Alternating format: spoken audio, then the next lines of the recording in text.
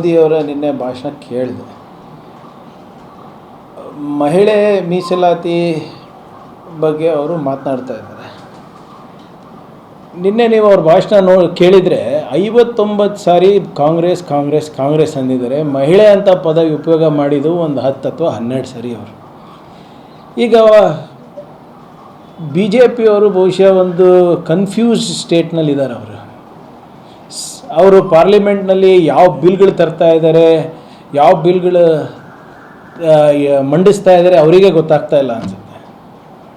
3 ಬಿಲ್ಗಳನ್ನು ಮೊನ್ನೆ ಪಾರ್ಲಿಮೆಂಟ್ನಲ್ಲಿ ಪ್ರಸ್ತಾಪ ಮಾಡಿದ್ರು. ಯಾವ್ಯಾವ ಬಿಲ್ಲು?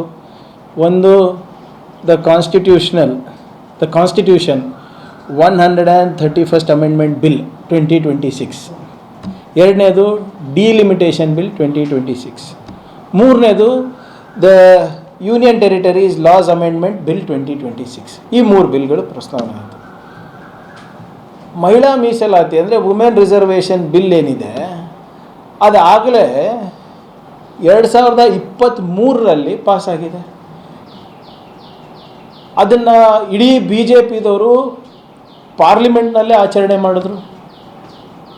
ಮೋದಿಯವರು ರಾಷ್ಟ್ರಾದ್ಯಂತ ಅಡ್ಡಾಡಿ ಮಹಿಳಾ ಮೀಸಲಾತಿ ಬಿಲ್ಲನ್ನು ನಾವು ಪಾಸ್ ಮಾಡಿಬಿಟ್ಟಿವಿ, ಅದಕ್ಕೆ ಮಹಿಳೆಯರಿಗೆ ನಾವು ಸಶಕ್ತ ಮಾಡಿದ್ದೀವಿ, ಅವ್ರಿಗೆ ಶಕ್ತಿ ತುಂಬಿದ್ದೀವಿ, ಅವರಿಗೆ ಇನ್ಮೇಲಿಂದ ಅವರ ಭವಿಷ್ಯ ಉಜ್ವಲ ಆಗುತ್ತೆ ಅಂತ ಇವರೇ ತಾನೇ ಎಲ್ಲ ಕಡೆ ಓಡಾಡಿ ಹೇಳಿದ್ದು.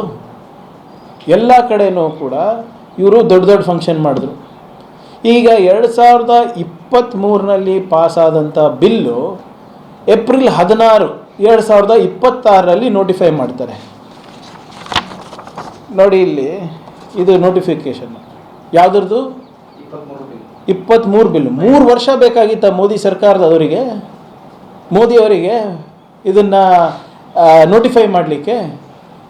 ಏಪ್ರಿಲ್ 16 ಇಲ್ಲಿ ಭಾಳ ಕ್ಲಿಯರಾಗಿ ಕೊಟ್ಟಿದ್ದಾರೆ. In exercise of powers conferred by subsection 2 of section 1 of the constitution 106th Amendment Act 2023, the central government hereby appoints the 16th day of April 2026 as the date on which the provisions of the said act shall come into force. ಯಾವ act ಇದು? Women reservation act. ಈಗ ಅದನ್ನು ಜಾರಿಗೆ ಬಂದ ಮೇಲೆ ಇವರು ಡಿಲಿಮಿಟೇಷನಿಗೆ ಏನಕ್ಕೆ link ಮಾಡಬೇಕು ಅದನ್ನು? ಈಗ ಪ್ರಾಬ್ಲಮ್ ಎಲ್ಲಿ ಬಂದಿರೋದು ಅಂದರೆ ಇವರು ಪ್ರಸ್ತಾವನೆ ಏನಿದೆ ಅದು ಮುಚ್ಚಿಡ್ತಾ ಇದ್ದಾರೆ ಇವರು, ಅಥವಾ ಜಾಣತನೆಯಿಂದ ಮಾಡ್ತಾ ಇದ್ದಾರೆ ನೋಡಬೇಕು. ಗೊತ್ತಿದ್ದು ಗೊತ್ತಿರಲಾರ್ದಂಗೆ ಮಾಡ್ತಾ ಇದ್ದಾರೆ. ಭಾಳ ಸ್ಪಷ್ಟವಾಗಿ ಇವರೇನು ಹೇಳ್ತಾ ಇದ್ದಾರೆ, ಈ ಡಿಲಿಮಿಟೇಷನ್ ಬಿಲ್ ತರಬೇಕಂತ ಅವ್ರ ಉದ್ದೇಶ ಇದೆ. ಈ ಡಿಲಿಮಿಟೇಷನ್ ಬಿಲ್ಲಲ್ಲಿ ಏನಿದೆ ಅಂದರೆ ಒಂದು ಡಿಲಿಮಿಟೇಷನ್ ಕಮಿಷನನ್ನು ಸ್ಥಾಪನೆ ಮಾಡೋದು. ಈ ಡಿಲಿಮಿಟೇಷನ್ ಕಮಿಷನ್ನಲ್ಲಿ ಯಾರಿರ್ತಾರೆ? ಒಬ್ಬ ರಿಟೈರ್ಡ್ ಸುಪ್ರೀಂ ಕೋರ್ಟ್ ಜಡ್ಜು ಮತ್ತು ಅಫ್ಕೋರ್ಸ್ ನಿಮ್ಮ ಚೀಫ್ ಎಲೆಕ್ಷನ್ ಕಮಿಷನರ್ ಜ್ಞಾನೇಶ್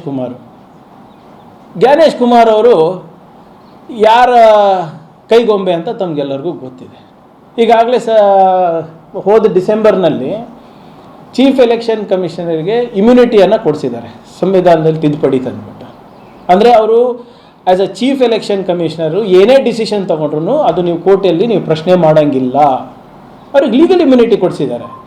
ಈಗ ಇನ್ನು ಒಂದು ರಿಟೈರ್ಡ್ ಸುಪ್ರೀಂ ಕೋರ್ಟ್ ಜಡ್ಜಿಗೆ ಇವ್ರಿಗೆ ಯಾರು ಇಷ್ಟ ಇದ್ದಾರೋ ಅವರಿಗೆ ಹಾಕಿಸ್ಬಿಟ್ಟು ಏನು ಮಾಡ್ತಾರೆ? ಡಿಲಿಮಿಟೇಷನ್ ಕಮಿಷನ್ನು ಹೆಂಗೆ ಬೇಕು ಅವ್ರು ಮಾಡ್ಕೋಬೇಕು. You should redraw the geographical boundaries, Lok Sabha boundaries, assembly boundaries, B J ಪಿಗೆ ಹೇಗೆ ಫೇವರ್ ಆಗುತ್ತೆ 2029 ಎಲೆಕ್ಷನಿಗೆ ಹಾಗೆ ಮಾಡ್ಕೋತಾರೆ ಇವರು. ಈಗ ಅದು ಡಿಲಿಮಿಟೇಷನ್ ಕಮಿಷನ್ನಲ್ಲಿ ನೀವು ಆ ಬಿಲ್ ಓದಿದ್ರೆ ನಿಮ್ಗೆ ಗೊತ್ತಾಗ್ತದೆ. ಅದನ್ನು ನಾವು ಅಲೌ ಮಾಡಬೇಕಾ?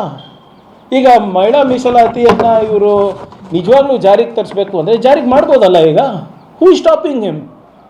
Who is stopping mister Modi? Who is stopping B J P? ಯಾಕೆ ಜಾರಿ ಮಾಡ್ತಾ ಇಲ್ಲ ಇವಾಗ ಅವರು?